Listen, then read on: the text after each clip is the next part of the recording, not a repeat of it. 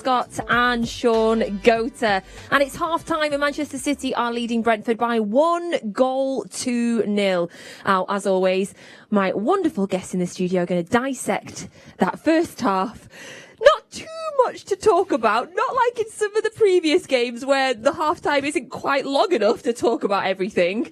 But the main thing there, obviously, the goal, gents. We are winning. But if we go to the start of the first half, it's fair to say that probably Brentford were on the upper hand, certainly in the first 15 minutes, for sure, Joleon. Yeah, definitely. I think there was a period where the crowd had an impact, which Shaun touched on before, and it allowed them to build momentum. And up until the goal, like literally right up until the goal, they were on top, and we were fortunate enough from our own undoing not to concede. But again, when you've got quality at the top end of the pitch, you tend to score and create opportunities.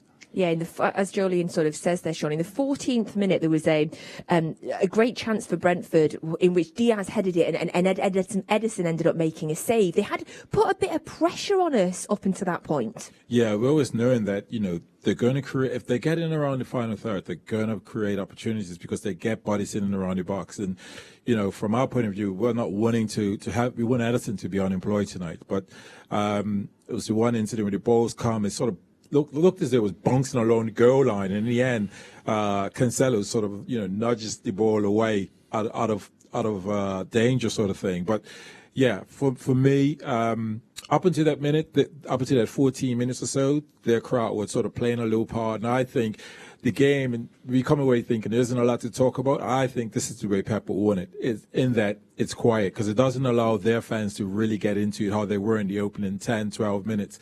And I think he'll want more of that in terms of just shifting the ball, moving the ball. They're playing this 5-3-2. Sometimes that 5 become a 6, and it's very difficult to sort of find those spaces when they have the 6. Normally you see there's typical runs. We're seeing Phil Foden make runs in between his centre half and his centre back. But again, sometimes when they have 6 back there, it's very little space. That ball has to be so accurate, whoever's passing that ball through. And up to now, we're not been able to find that particular ball, but it's come from that cross from De Bruyne, which was exquisite. Yeah, because the first goal came in the 16th minute. So literally, we were feeling the heat from Brentford. They'd had a couple of great chances, but to our credit, we are able to sort of flick and turn the table so quickly and up the other end, and we get that first goal. What did you make of that goal, Joleon? Yeah, great finish. Looks effortless from Phil Foden, and again, a ball that we've seen Kevin De Bruyne playing numerous times. Just surprised that's his first Premier League assist this season, which sounds strange as we're going into the new year. But again, quality and patient as well. If you look, it's gone wide to, I think it's Cancelo, who's occupied then and drawed in 2 players, and then he set it back and recognises that Kevin De Bruyne is in space, and it's coming to the box. And then the timing of the run from Phil, who possibly thought he was offside, and it was close. It was close, but again, timing of it and just a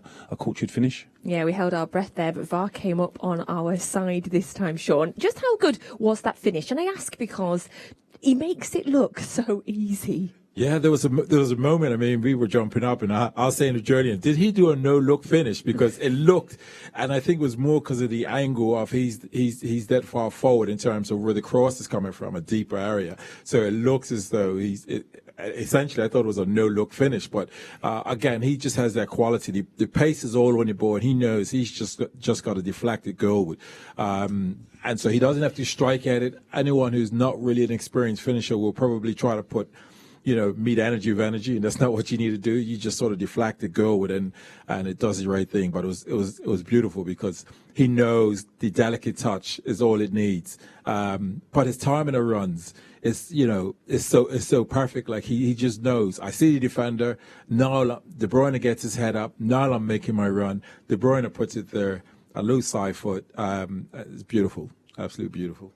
Now, before the game, you specifically highlighted, Joleon, the way that Brentford take set pieces and free kicks. Now, we have seen maybe 3 or 4 free kicks for Brentford in that first half, and it does feel to me like it's when they're at their most dangerous. Yeah, of course, and credit to City and the setup, the staff that have recognised that as well, and they've held a high line and brave, because it's It's not always comfortable to do that as a defender. It's easier, say, for when forwards come back and have to play a part. The responsibility is not necessarily on them, but we are seeing the likes of Jack Grealish challenge for the first headers in the first contact, which is important because it tends to happen if you get the first and second contacts on an attacking set piece, you tend to end up with an opportunity to score. So it's important that we stay focused and concentrate throughout the remaining of the game. Without a shadow of a doubt, I think if this would have been usually spoken about from Pep's point of view, free kicks in and around the final third, and again, for some it may look odd, but to have that high line so that it isn't just one direct header where they go and score, it has to be a knockdown, which then means we have a second opportunity to win the second ball if we don't win the first. So, everything, the detail of how we set up and how we defend, the amount of detail that goes in it, and from Pep and his knowledge of the game. But for them, they'll look to get more set pieces. They'll look to get more set pieces because they gave us a scare early on. Now, City had a mammoth 81% possession in that first half, Joleon, but just the one shot on target, though. Yeah, again, but it kind of the way you expect it to be in terms of possession. Chances, we would expect more. We've seen more recently. But again, let's not forget there was a game 2 days ago. We have to respect that players will be tired. The objective is to win. If it's not as glamorous as we would have hoped, it doesn't matter. The objective is to win this game, and now if we keep a clean sheet in the second half, the job's done. Julian's absolutely right. When you talk about 48 hours, you're having a game, and the tempo that we started that game, I mean, that first 26, 27 minutes, we were out the blocks. And then to come and to repeat that type of tempo be very difficult. And I really think tonight it's about managing the game and keeping the crowd out of it because, again, their crowd can play a huge part. If they get some momentum, you'll hear their crowd coming to you. And I think that'll be something that Pep would have spoken to the boys about.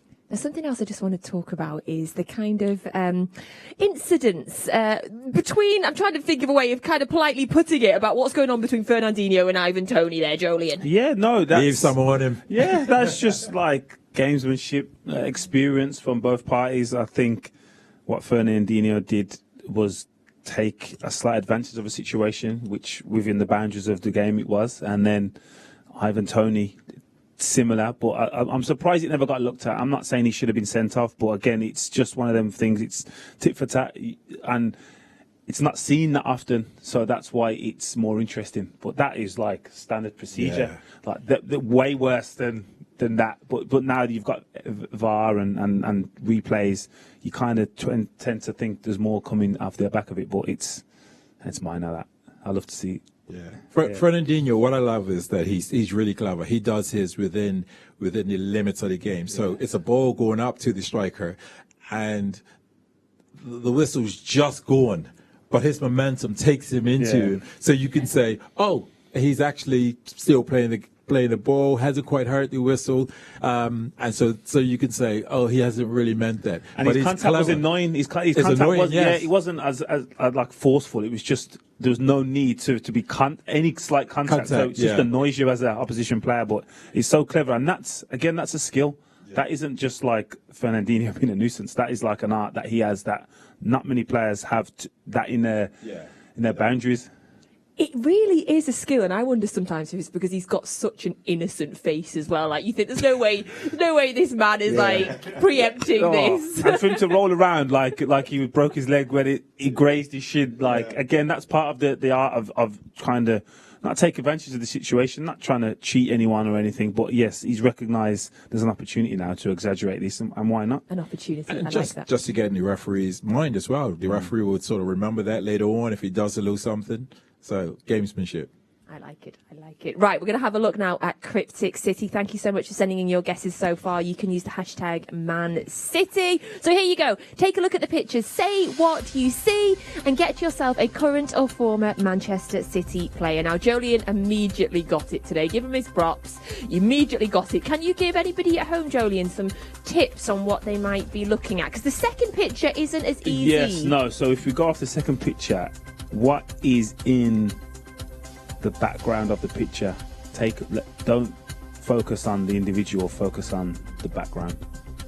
I like that tip. And then the third picture you knew was an album from Nas. Yeah, Nas, the artists, and that is the biggest giveaway. Yeah. Is that, and then the abbreviation of the last person's name, which we all know.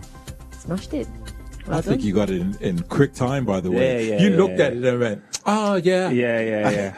That's quick time. Yeah, I kind of do team that. though, isn't it? You got it as well, Shaun, because it's a team. We got it. We got it. Yeah, we got the it. The studio got it. Well done, the studio, because I didn't have it either till Joleon came today.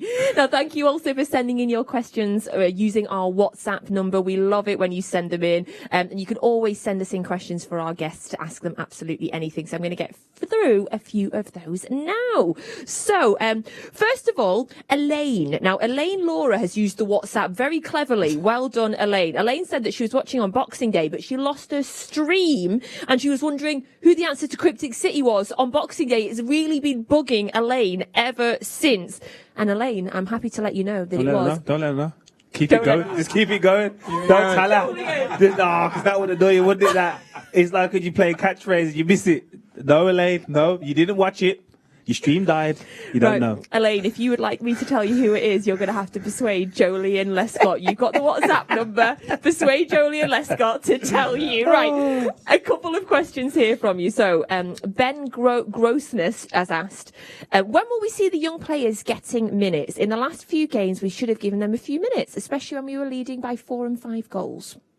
Well, I say in Pep we trust. So Pep knows and understands, and he'll know the right time to give these players minutes. You know, whether it's a half hour, whether it's 15 minutes. But more importantly, it's about getting a game won, and then I'm sure this is when he'll think, yeah, this is the game I can give a player so many minutes. But I think it's about getting the game won. Yeah, I think one thing for definite and for sure, which is right, you have to earn the minutes. I don't think you should be given any time on the pitch.